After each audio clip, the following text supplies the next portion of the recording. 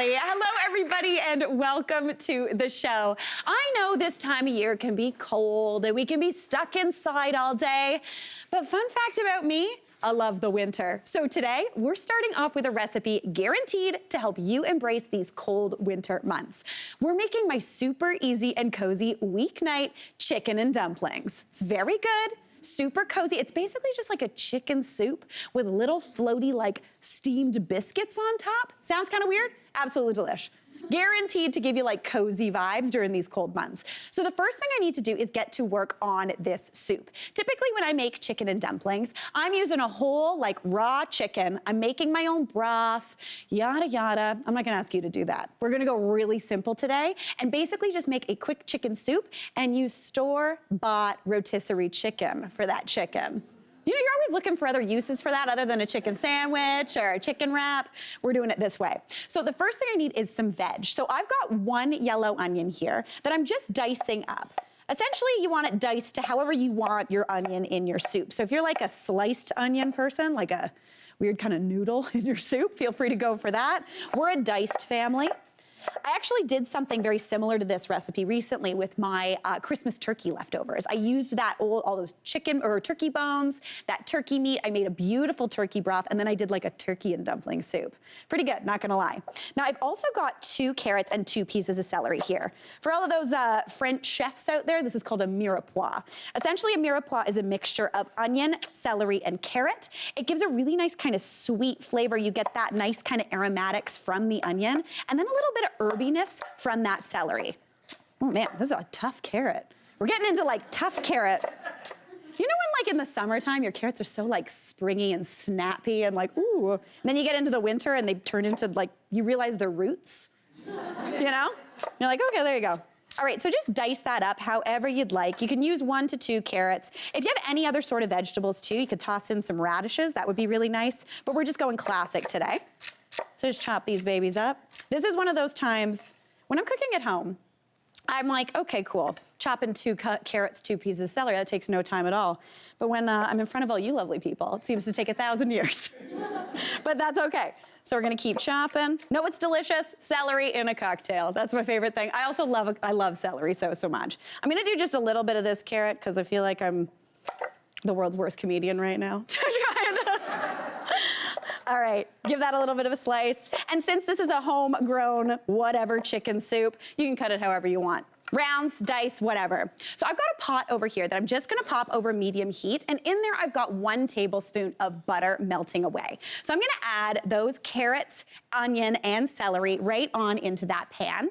And then just like as always, you wanna season that pretty much immediately with some salt and pepper. The pepper's just for flavor, but that salt is gonna kind of draw out a little bit of that moisture and help these veg cook down really, really nicely, get soft a little bit quicker, because it basically salt removes some of that moisture, allowing them to brown up nice and quickly. So give that a bit of a stir. And you want those to cook down just until they're a bit soft. That should take about 4 to 5 minutes over medium heat. So while those veg do their thing, I'm gonna come back to this little chicken here. So we've got that store-bought rotisserie chicken. Somehow, these babies are always cheaper than like a whole chicken that you get at the grocery store raw. I don't understand because someone's done work here, but you know, I'm not gonna ask any questions if it's saving me a few bucks.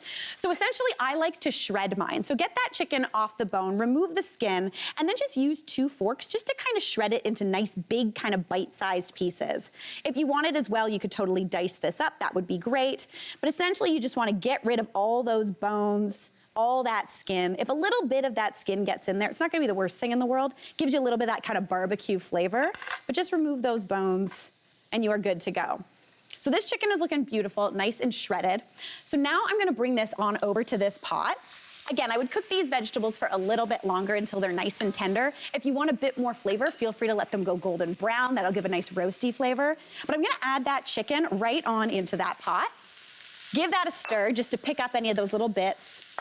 And then to build that soup, I'm gonna add in 2 liters of low sodium chicken broth. You know those like juice box packs of broth that you get at the grocery store? Feel free to use 2 of those, that'd be perfect. That's a little less than 2 liters, but it'll still work. But essentially, I always like to use a low sodium broth because then I can control how much salt actually goes into what I'm eating. It doesn't really taste any different, but you don't wake up in the middle of the night reaching for that glass of water. like you just ate, I don't know, a bunch of salt for dinner. So essentially, I want that beautiful soup to come up to a boil. If you wanted, you could add in some herbs, you could add in extra garlic, you could put like a tomatoey base in here. You do whatever your family likes. I'm making my cozy and quick chicken and dumplings. It is perfect for a cold winter day when you're stuck inside. So I've got that really simple weeknight chicken soup bubbling away on the stove. It's come up to a boil, so that's gotta cook for about 10-ish minutes just to bring those flavors together. Again, if you wanted to add a bunch more flavor, some seasoning, some spices, you do you. I just wanna give you a base recipe that you can make your own. But now we gotta work on those dumplings. So dumplings, these aren't stuffed dumplings. They don't have a filling. They're kind of just like fluffy little biscuit noodles, and they are so good. So the first thing I need is 1.5 cups of all-purpose flour. I'm using all-purpose flour. To be honest, I've never tried dumplings with whole wheat flour. I don't know why you would. It's comfort food. Just go with the white flour, it'll be good to go. So just 1.5 cups of that straight on into a bowl. This is something I love to make when maybe I've run out of some pasta or noodles. I want something starchy and bready, but something that's also really quick, so I don't really want to make bread. So 1.5 cups into a bowl.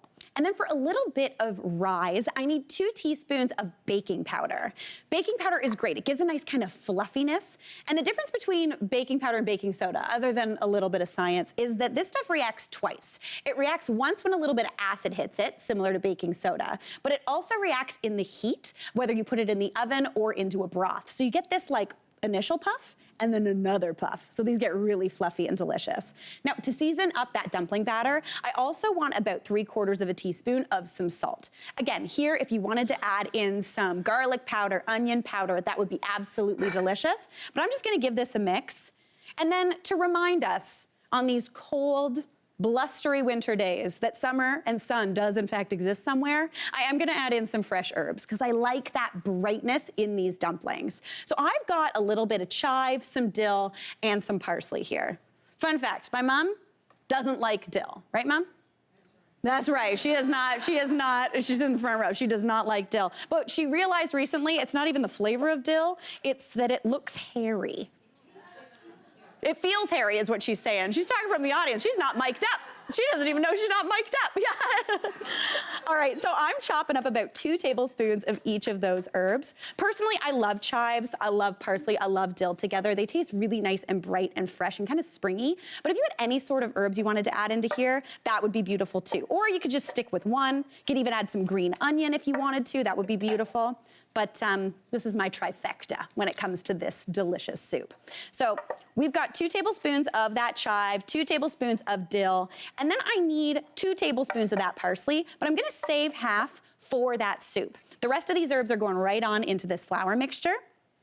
And then for the wet liquid or wet mixture for this dumpling, I need a little bit of something acidic. So I'm gonna use buttermilk, one of my very favorite ingredients. It's so good, a little tart. So I need 3/4 of a cup of buttermilk. If you don't have buttermilk at home, you can use regular milk with a little bit of lemon juice or white vinegar in there. You could even use apple cider vinegar. Essentially, you need something acidic to allow that baking powder to kind of start. So I'm gonna add that on into that dry mixture, along with a tablespoon of melted butter. The butter just adds a little bit of fat, a little bit of flavor, always a good thing. Give that a mix. But since this is kind of like a biscuit dough, sometimes when I'm making dumplings, depending on how dry it is outside, because we all know how dry it can get in the winter, this might be a little bit too dry. So for instance, this does not look like the right texture. It's a little bit too shaggy. So I'm gonna add in a little splash more of that buttermilk. Since there's no egg in here, don't worry, you can add in as much or as little as you want, you're good to go. This is what I call one of those like grandma recipes when they tell you how to make it and they're like, put in enough. And you're like, what does enough mean? Yeah. All right, that looks perfect to me. That's looking great. So now this soup, I'm gonna bring this on over here.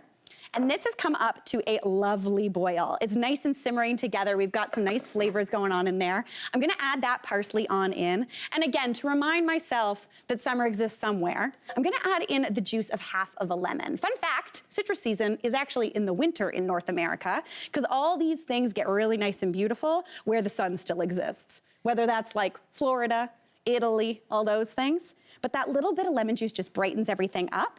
Give that a bit of a stir. And then for these dumplings, all you need is some sort of like 2 spoons or, my personal weapon of choice, a spring-loaded ice cream scoop. This is where I do something that I call scoop and ploop. You do a scoop, and you ploop right on into that beautiful simmering broth. This looks strange. Yes, I am taking a dough and putting it in a liquid, but it's gonna cook up so beautifully. So just keep going until your heart's content, pop a lid on there, and then you want those to go for about 15 minutes. They are gonna get nice and beautiful and fluffy and wonderful, and you're gonna end up with something that looks like this. Those little dumplings floating on in there. I'm gonna toss some spinach in just for some extra green. And you always wanna add that spinach right at the very end. Actually, my Auntie Barb taught me this with that tomato soup you make, Auntie Barb. She's in the audience today too. All right, this looks absolutely beautiful, but since there's chicken in it, I can't eat it. So I'm gonna bring my good old friend, Jordan, over to taste this. Hey, Jordan. Hey, guys. How's it going? Pretty good, better now. Oh, man. Okay, so Jordan, for anyone who doesn't know, is the audience coordinator, so all these lovely people know Jordan very well. All right, Jordan, how does that look? It looks delicious. Not too shabby? You wanna give it, it's hot, so. Yeah. I keep giving you hot food. You do, but I'm not too mad about it. Okay, It's pretty good, okay. Okay, give it a taste-a-roo. Ooh, that's a good slurp. Wow. Not too shabs, right? You've done it again. Hey, Mary here. What did you think? Drop your comments below, and don't forget to like and subscribe for more of the good stuff.